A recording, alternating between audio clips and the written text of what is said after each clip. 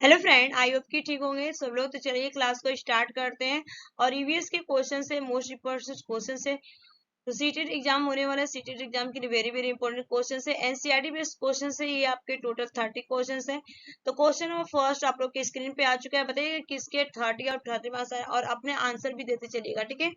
तो चिपकू आंदोलन किस राज्य से संबंधित है? तो आंसर आपका हो जाएगा यहाँ पे उत्तराखंड, ठीक है। चिपकू आंदोलन आपका किससे है? तो चिपकू आंदोलन संबंधित है आपका उत्तराखंड से। और किसके नेतृत्व में किया गया था? सुंदरलाल बहुगुणा के नेतृत्व में किया गया था। D is the right answer. Next question, निम्न में से कौन सी एयरलाइंस वर्तमान सेवा में नहीं है? तो राइट आंसर होगा यहाँ पे वर्तमान सेवा में नहीं है, तो जेट हो जाएगा। D is the correct answer. Next question, Bihar राज्य में स्थित भारत का सबसे लंबा सड़क पुल कौन सा है? बिहार राज्य में स्थित भारत का सबसे लंबा सड़क पुल कौन सा है? तो आंसर होगा आपका महात्मा गांधी सेतु, ठीक है। महात्मा गांधी सेतु जो है आपका बिहार राज्य में सबसे लंबा सड़क है। B is the right answer. Next question, किस विटामिन की कमी से घाव से रक्त का बहना नहीं रुकता है? किस विटामिन की कमी से घाव से रक्त का बहना नहीं रुकता है? तो 4 ऑप्शन दिए गए हैं। तो राइट आंसर होगा इस क्वेश्चन का विटामिन के की कमी से जो आपका होता है रक्त का बहना नहीं रुकता है। D is the right answer.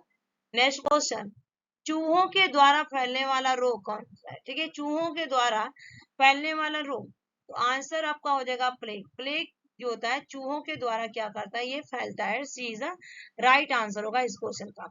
Next question, प्राथमिक समाजीकरण पूछा गया है। प्राथमिक स्तर पर माने समाजीकरण ईवीएस के, ये ईवीएस पेडागोजी है।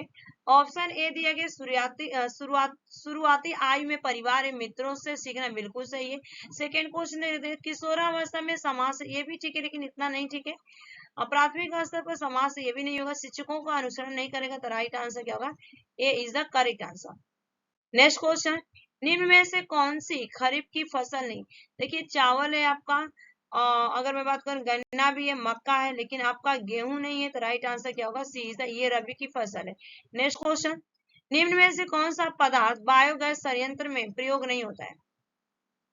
तो राइट आंसर होगा मानव जल, मानव मल जो होता है आपका, मानव मल आपका प्रयोग नहीं होता है। D is the right answer. Next question, Bharat का राष्ट्रीय पक्षी कौन सा है? तो भारत का राष्ट्रीय पक्षी आपका क्या है? मोर है। भारत का राष्ट्रीय पक्षी मोर। B is the right answer. Next question, खाद्य श्रृंखला में ऊर्जा का प्रवाह होता है।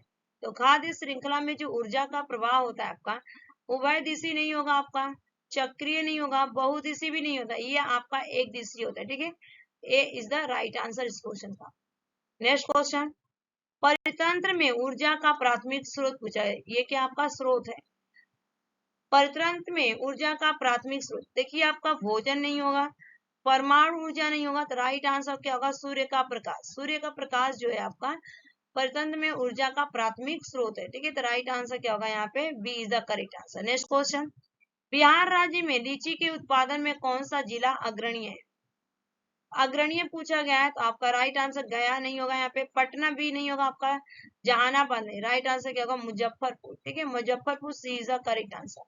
नेक्स्ट क्वेश्चन, बिहार के निवासियों का मुख्य भोजन, बिहार के निवासियों का जो मुख्य भोजन होता है आपका चावल होता है। चावल हो जाएगा। A is the right answer.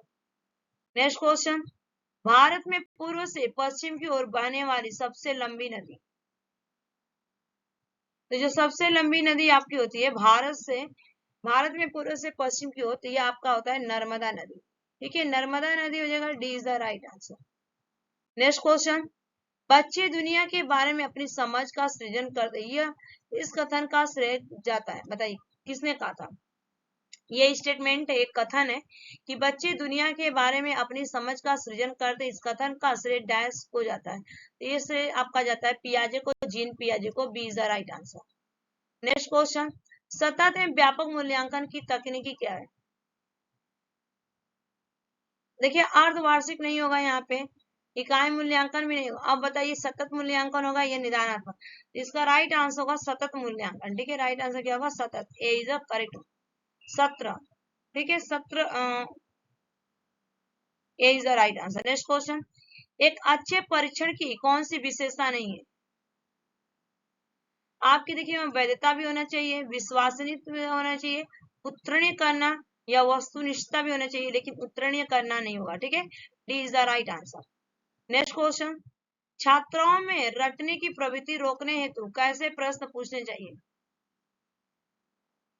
निबंधात्मक तो हम पूछेंगे नहीं उससे, और वस्तुनिष्ठ भी नहीं पूछेंगे, लघु उत्तरीय भी नहीं, दीर्घ उत्तरीय प्रश्न पूछेंगे। ठीक है, दीर्घ उत्तरीय प्रश्न पूछेंगे। C is the right answer.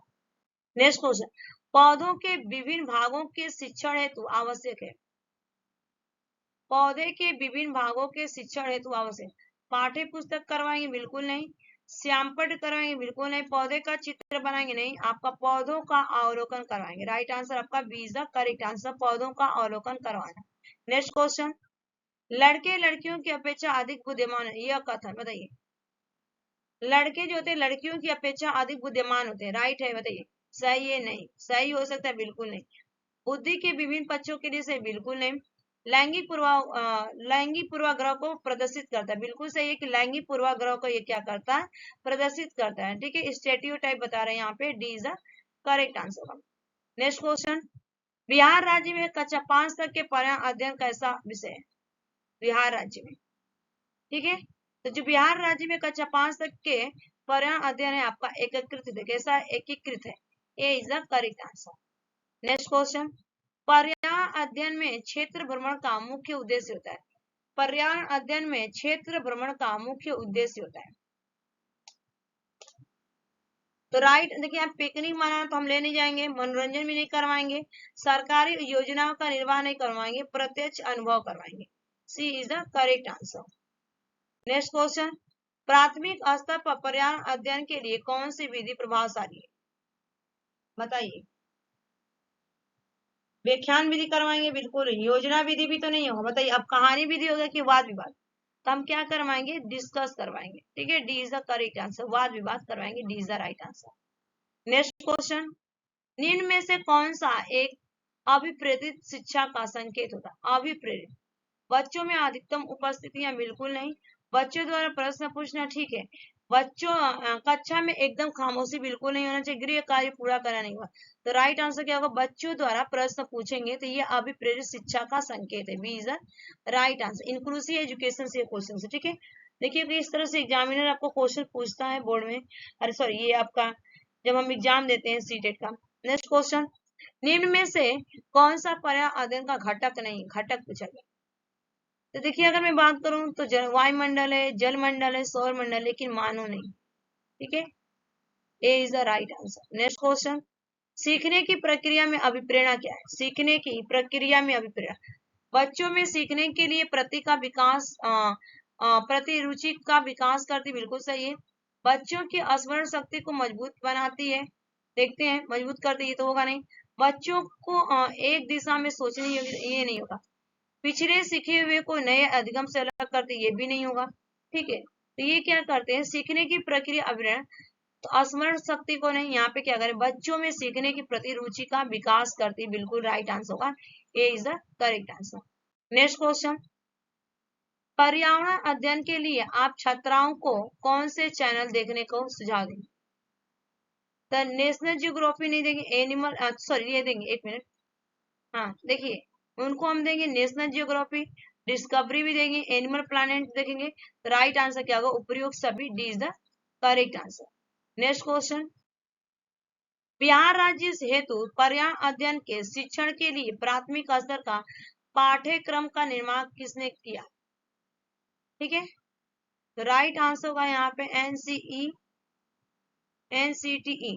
ठीक है, तो पर्यावरण अध्ययन ना, अगर SCERT, ठीक है, SCERT होता है यहाँ पे, C is the right answer. Next question, हम नेक्स्ट क्वेश्चन लास्ट ये 30 क्वेश्चन है, और सबसे ये बड़ा ऑप्शन दिया है कि बीज अंकुरण की अवधारणा को पढ़ाने का सबसे प्रभावी तरीका क्या है? बताइए। अंकुरित बीजों को फोटो दिखवाएंगे, बिल्कुल नहीं। बोर्ड पर चित्र बनाते हुए बीजों के अंकुरण, सॉरी बी दिया गया आपका कि बोर्ड पर चित्र बनाते हुए अंकुरण के चरणों को प्रदर्शित करेंगे, बिल्कुल नहीं। ऑप्शन, कक्षा में अंकुरित बीजों को दिखाना और अंकुरण प्रक्रिया को स्पर्श करना, बिल्कुल नहीं। ठीक है, तो D is the right answer, बीज बोने, अंकुरण के विभिन्न चरणों का अवलोकन करने और उनका चित्र बनाने की गतिविधियों को बच्चों को निष्पादित करने के लिए कहना, तो राइट आंसर क्या होगा, D is the correct answer होगा। तो ये आपके 30 क्वेश्चन कंप्लीट हो गए, 30 क्वेश्चन कंप्लीट हो गए। Thanks for watching this video, bye bye, take care, have a nice day.